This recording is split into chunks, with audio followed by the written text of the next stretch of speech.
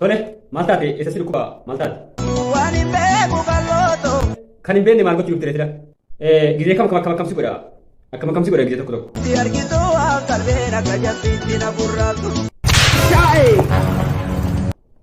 San itti mari'anna rakkoon qabu sana itti mari'anna garuu jaalallee qabdu garuu.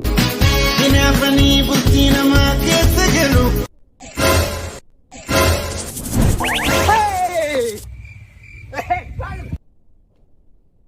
Laan bultii keessan galee dhiifamaa dhuftee naani maal taati dhiigaaf malee ani keessan galee bultii keessan keessa dhiifamaa. Ati immoo maal taate ati immoo? Maal taate?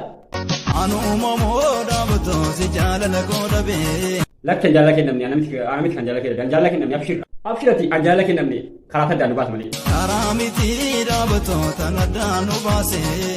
Karaa malee maal taddaan nu baase ree? Karaa miti maal taddaan nu baase? Ishi garaa taddaan nu baase bakka garaatu immoo addaan nu baase kaa.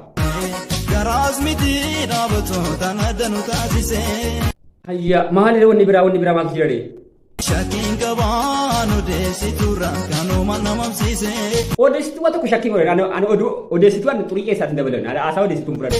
Kana ta'uu baannaan hin beeku rabbi guddaa waan nu gidduutti buuse. Uumaan tokko rabbi gidduu keessatti buufne abshir garuu uummati mataan kee nagaadhaa garuu. Naaf hin gallee wanti isaa hubachuun dadhabee.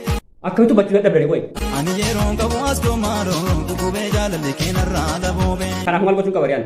As koomaadoo gugubee jaalalli keenarraa daboobee. Tole yeroo argadhan dhufaa yeroo arganne immoo naaf obsisaa jechuudha.